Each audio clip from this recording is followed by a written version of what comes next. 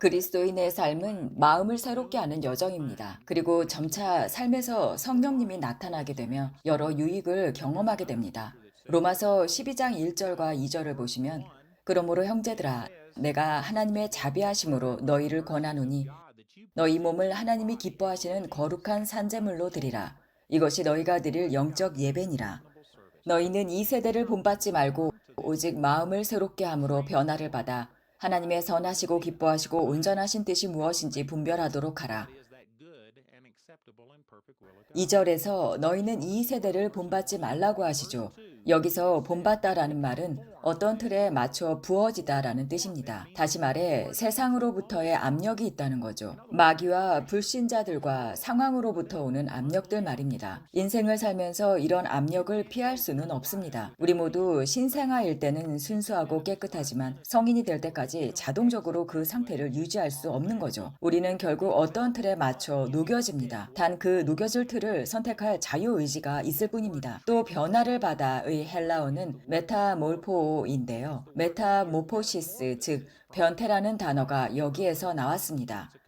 성경에서의 변화는 애벌레가 번데기를 거쳐 나비가 되는 급변적인 과정을 말합니다. 우리가 그런 혁신적인 변형, 메타모포시스를 원한다면, 즉 꼬여있고 상처 많고 병들고 패배감에 찌든 육과 혼의 영역에 갇힌 사람에서 하나님께서 기뻐하시는 승리의 사람으로 변화되기를 원하신다면 그런 변화가 일어나는 방법은 로마서 12장 2절에서 말씀하시듯 마음을 새롭게 하는 것을 통해서입니다. 마음은 어떻게 새롭게 할 수 있나요? 오직 성경을 통해서입니다. 하나님의 말씀은 영적 진리를 알려주고 새로운 가치관과 새로운 태도를 줍니다. 그리고 우리는 성경이 말하는 우리의 정체성에 자신을 맞추어야 합니다. 하나님의 말씀을 아는 것은 매우 중요하며 반드시 갖추어야 합니다. 하지만 단지 아는 것이 아니라 그 말씀을 소화하는 것이 필요합니다. 즉 지식과 그 지식의 실제 적용처럼요. 지식은 마치 음식을 입에 넣는 첫 단계와 같습니다. 그저 시작일 뿐이죠. 하지만 실제 그 음식을 씹어 삼켜야 하고 몸이 소화를 해야 그 음식 속의 영양소가 우리의 몸속으로 흘러들어와 생명을 주기 시작하는 겁니다. 하나님의 말씀을 아는 건 중요합니다. 하지만 그게 진짜 중요해지는 건 그 말씀을 이해하고 그 안에 담긴 생명을 풀어내기 시작할 때입니다. 에베소서 4장 17절에서 그러므로 내가 이것을 말하며 주 안에서 증언하노니 이제부터는 이방인들이 그 마음에 허망함으로 행함같이 너희는 행하지 말라. 여기서 이방인이라는 단어는 문자적으로 유대인이 아닌 사람을 뜻하지만 오늘날 우리식으로 표현하자면 하나님과 관계없는 사람처럼 구원받지 않은 자처럼 살지 말라는 뜻입니다. 육신적인 생각 대신에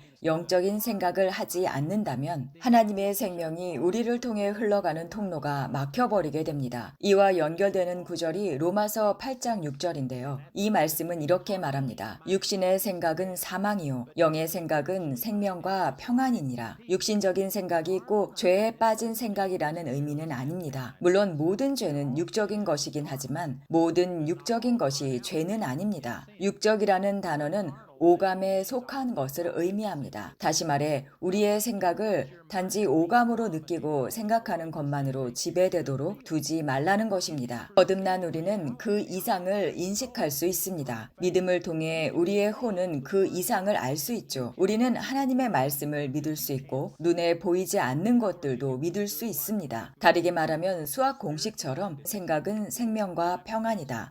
육적인 생각은 사망이다. 이렇게 말이죠. 여기서 말하는 죽음은 단지 육체적인 죽음만이 아닙니다. 우울도 죽음이죠. 죽음이란 죄의 결과로 오는 모든 것입니다. 그것이 궁극적으로 몸의 죽음이든 감정적인 슬픔, 외로움, 쓴뿌리, 분노 같은 점진적인 죽음이든 말이죠. 결국 이방인처럼 살게 되면 자신의 마음을 영적인 것에 쓰지 않는 것이고 단지 물리적 감각에 지배당하는 삶을 살게 되며 그 결과 우리의 지각은 점점 더 어두워지게 되는 것이죠. 그 다음 구절은 그들의 마음이 굳어져서 그들 안에 있는 무지로 말미암아 하나님의 생명에서 떠나 있도다. 우리가 영적인 진리가 아니라 육적이고 물리적인 것에 지배당하게 둔다면 결국 우리를 하나님의 생명으로부터 멀어지게 만들 겁니다. 슬프게도 이것이 많은 성도들에게 일어나고 있기도 합니다. 우리는 하나님의 방식대로 생각 못할 때가 많지요. 빌레몬서에서 바울이 친구인 빌레몬에게 편지를 씁니다. 바울은 이렇게 기도합니다. 빌레몬서 1장 6절에서 여러분의 믿음 안에서의 교제가 그리스도 안에서 우리가 함께 나누는 모든 선한 것을 더 깊이 이해함으로써 실제로 나타나기를 바랍니다. 매우 급진적인 선언입니다. 즉 바울은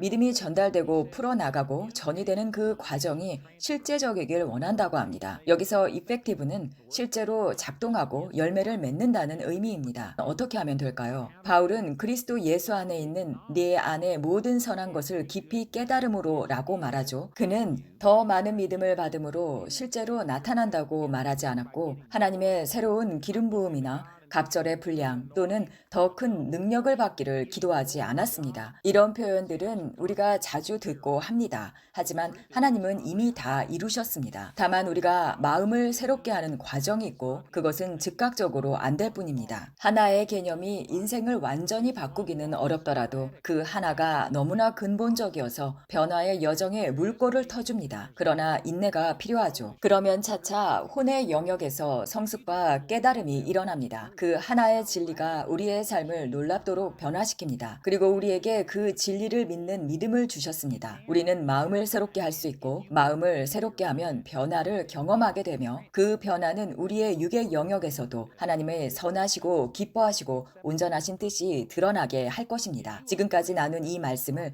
마음에 품고 기억하면 성령님의 완전함이 삶에 풀어질 것입니다. 그 완전함은 거듭날 때 우리의 영 안에 이미 주어진 것이고 우리의 혼을 통해 몸으로 흘러나오기 시작할 것입니다. 그리고 그 하나님의 능력이 단지 육체에만 머물지 않고 다른 사람들에게까지 흘러가게 될 것입니다. 예수님처럼 우리를 통해 하나님의 능력이 흘러나가는 것을 직접 보게 될 것이고요. 이 영혼육에 대한 깨달음은 저를 거듭난 자녀로서의 태도를 갖게 했고 담대함과 안정감을 주었습니다. 그리고 예전에는 두려워했던 문제를 직면하더라도 극복할 수 있다는 믿음을 주셨습니다. 이 진리가 여러분에게도 같은 일을 해낼 거라 믿습니다. 이 영혼육의 올바른 인식의 중요성을 꼭 기억해 주세요. 저는 지금 단지 그 진리의 표면만 건드린 것입니다. 성경을 통해 더 많은 가르침이 이어질 것입니다. 그리고 반복해서 전할 겁니다. 하나님께 감사드리며 여러분의 승리를 믿습니다. 하나님을 찬양합니다. 이 진리가 여러분을 자유케 하리라 믿습니다. 제 삶을 변화시켰던 그대로 말입니다.